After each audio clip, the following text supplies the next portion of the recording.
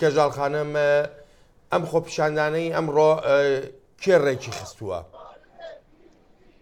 هەروەک ئاگادار بوون جاری پێشوو لە لاهەی باسمان کرد کە درێژەی پێدەدەین کەژاڵ خانم کردو بە یەک دوو نەفەر بەڵام کمیتەیەک تشکیل بوو کە یارمەتیاندا و زۆر بە بەربڵاوی ئێستا شرکەتیان کردووە هەموو لە بروکسل هەرەوەی ئەوەڵ جارکە فەراخانماندا بۆ سەربەستی کاکسریق هەرو جەماعەتەن بەڵام تۆزێک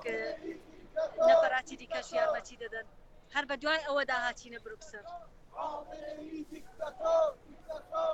کەژاڵ خانم کاربەدەستانی ئەوروپا چ جۆرە ڕوانینێکیانەیە لەسەر زیندانیانی سیاسی لە ئێراندا و بە تایبەتیش محەممەد ساڵح سەدیق کەبودوان.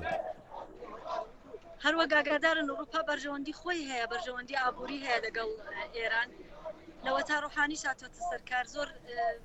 مەسەرەی مافی مرۆڤیان وایە بەرەو باشی دەڕوا دانیشتنێکمان بوو لەگەڵ یان وەک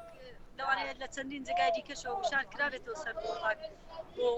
گەاندنی دەنگی ئەو زیندانە سیاسانە ئێمەش بەشی خۆمانچین لەگەڵ یان دانیشتین و قەولیاندا کە بەرپرسانە بەرخورد بکەن لەگەڵ ئەو مەسەرەیە و لە پارلەمان مەترحی بکەن و تا چەندە دەتوانن عملی بکەن قسەکانیان تا چەندە دەتوانن بەڕێوەی بەرن دی لە دەست و اختیاری ئێمەدا نەماوەڕە. بەڵە بەس خۆت وەکو چالاکوانێک چەندێک لەو بڕواایەدای ئەم جۆرە فشارانە کاریگەریان هەبێ بەسەر کۆماری ئیسلامی ئێرانەوە.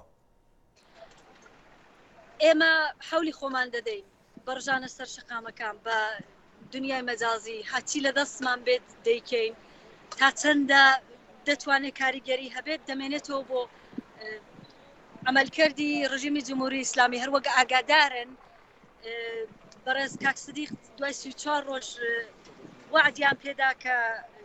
بیشکێنێت و ئێستاش لە دووەمین ڕۆژی مەرەخەسیدا هاتووە سەوەم ڕۆژی مەرەخەسی دووشەمە دوێنێ ئەوڕۆ لە مەرەخەسیە 4 ڕۆژیان مەرەخەسی داوەتێ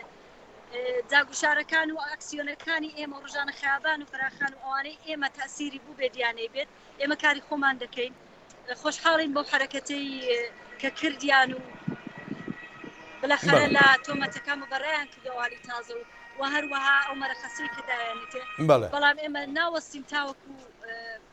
بە یەکجاری ئازاد دەکرێت نەکردتەنیا بەرز کاکسدیق تەواوی زیندانیانی تریش جعفەر یاسینزادە زیندانی فعالی کارگەریە لە 45 ڕۆژی حسابی. بەڵێ کەژاڵ خانم زۆر سپاسە دەکەم بۆ بەشداری لە بەرنامەی ئەمڕۆی کورت کۆنەکشن زۆر سپاسە دەکەم کەژاڵ خانم.